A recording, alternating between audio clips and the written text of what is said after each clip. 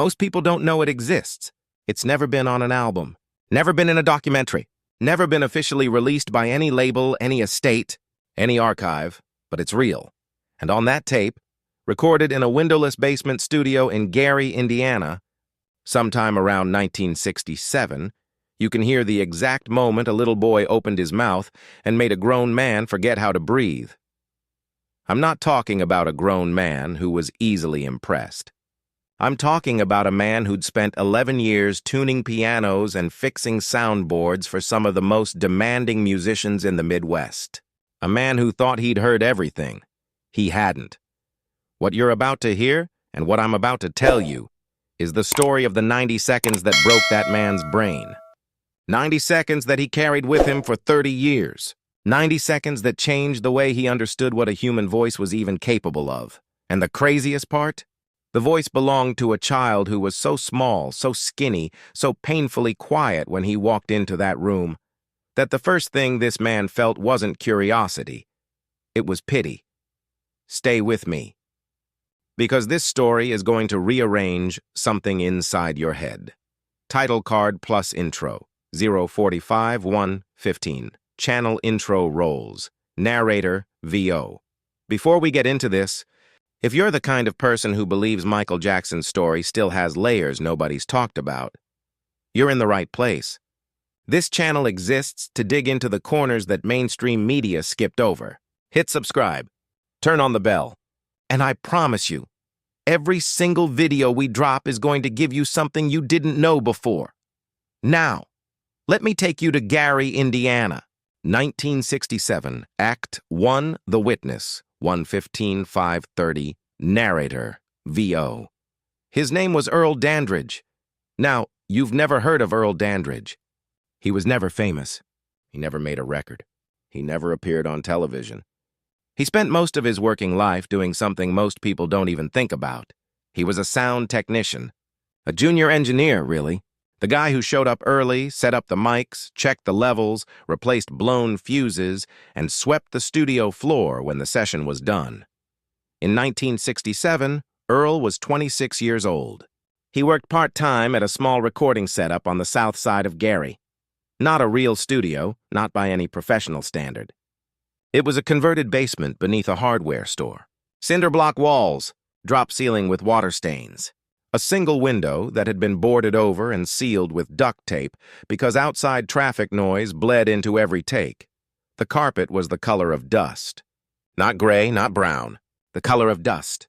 That specific, sad, worn-down shade that carpet turns when hundreds of shoes have crossed it and nobody's cleaned it in years.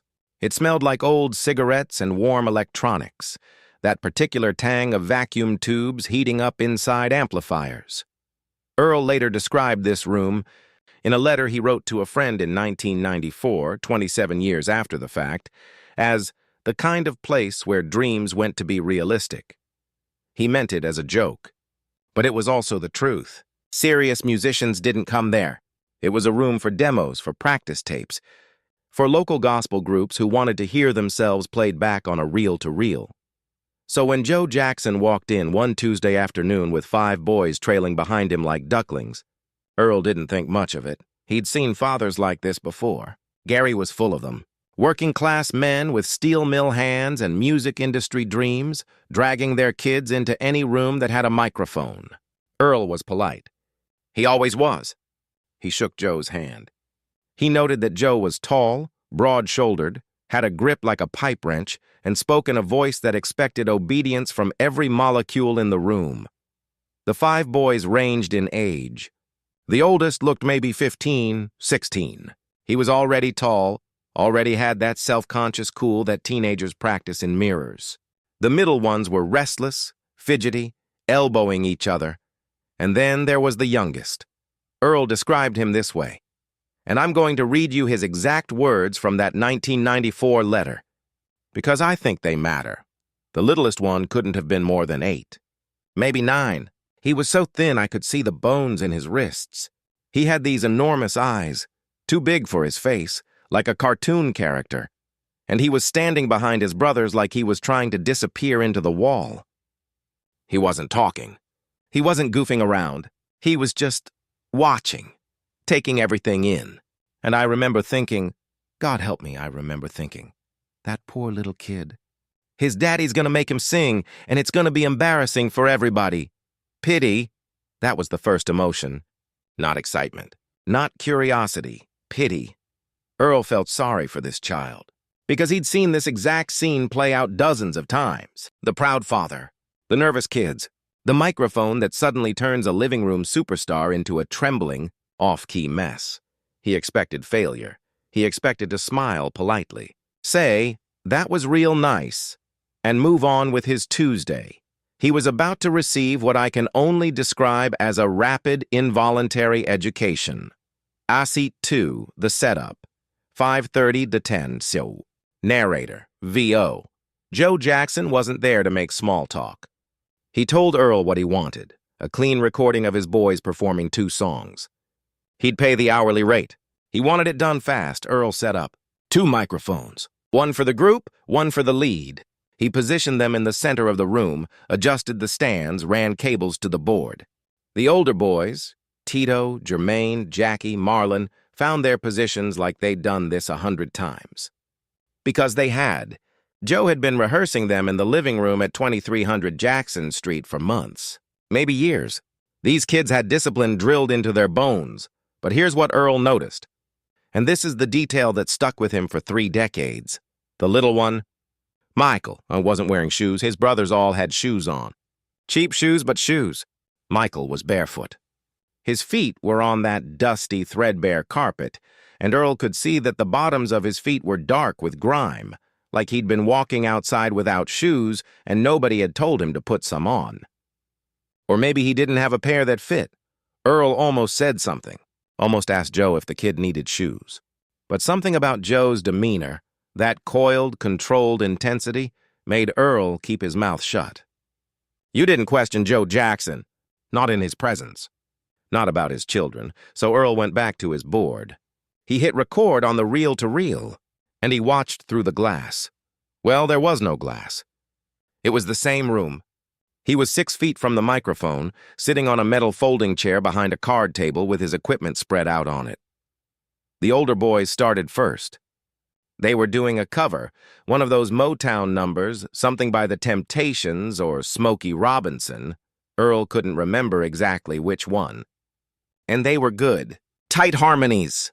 Rehearsed choreography, even in that tiny space. Joe had clearly worked them hard. Earl nodded along, thinking, okay, this is better than usual. These kids have something, but it was still normal. It was talented kids in a basement normal. The kind of thing where you say, they could play a talent show and win. Then Joe pointed at Michael. He didn't say anything affectionate. He didn't say, go ahead, son, or show them what you got. Earl recalled that Joe simply pointed. One finger, like a general directing a soldier to the front line, and said one word, now. And Michael stepped forward. His bare feet made no sound on that carpet. He was so light, so small that he moved like a ghost. He stepped up to the microphone, and the mic stand was too tall for him. It had been set up for Jermaine, who was older and taller, so Michael had to tilt his chin up to reach it. Earl watched this tiny boy crane his neck upward toward a microphone that wasn't even adjusted for him, and he felt that pity again. That ache in his chest. This kid looked like he should be outside playing. He looked like he should be watching cartoons. He looked, in Earl's words, like a baby bird that fell out of a nest. There was a beat of silence. Maybe 2 seconds, maybe 3, and then Michael opened his mouth. Act 3, the voice, 10-16 narrator, VO. Now, I need you to understand something about what I'm about to describe. I need you to understand the difference between hearing a voice and being hit by one. You hear voices every day, on the radio, in the grocery store, on the phone. Your brain processes them, categorizes them, files them away. That's hearing, but being hit by a voice is different. It's physical. It's involuntary. It bypasses your brain entirely and goes straight to your nervous system. Your skin prickles. Your stomach drops. Your eyes sting. You don't decide to react. You just react. Earl Dandridge, sitting 6 feet away on a metal folding chair in a windowless basement in Gary, Indiana, was hit, The song was Tobacco Road. If you don't know it, it's an old Nashville song, originally written by John D. Loudermilk in 1960. It's a song about poverty, about growing up in a place that the world forgot, about being born into nothing and knowing in your gut that you were meant for something more. It's a hard song, a grown-up song, a song that requires you to have lived something in order to sell it. Michael Jackson was 8 years old, maybe 9, and he didn't just sing it, he inhabited it. Earl described the first note as something that came from somewhere below the floor. It was low, lower than you'd expect from a child that size. It had texture. It had gravel in it, not the polished, angelic soprano that Michael would later become famous for. This was raw. This was grit and hunger and something ancient pouring out of a child's throat. And then, within the first 4 bars, Michael shifted. The voice climbed. It moved from that deep, earthy growl into something open and bright and aching, like sunlight breaking through a crack in a wall. He bent notes that Earl didn't even know could be bent. He added runs and embellishments that weren't in the original song, things that sounded like they came from gospel, from blues, from somewhere that an 8-year-old shouldn't have had access to. Earl's hands stopped moving. He was supposed to be monitoring levels. He was supposed to be watching the VU meters, making sure the signal wasn't clipping, adjusting the gain if necessary. That was his job. That was the only thing he was being paid to do. He couldn't do it. His hands were frozen on the edge of the card table, and he was staring at this child, this barefoot, bone-thin, enormous-eyed child, and his brain was short-circuiting. He wrote about this moment with a specificity that, honestly, gives me chills every time I read it. I have been in rooms with good singers. I have been in rooms with great singers. I have never, before or since, been in a room with a voice that made me feel like the walls were breathing. That's what it was like. The walls were breathing. The room changed shape. I forgot where I was. I forgot who I was.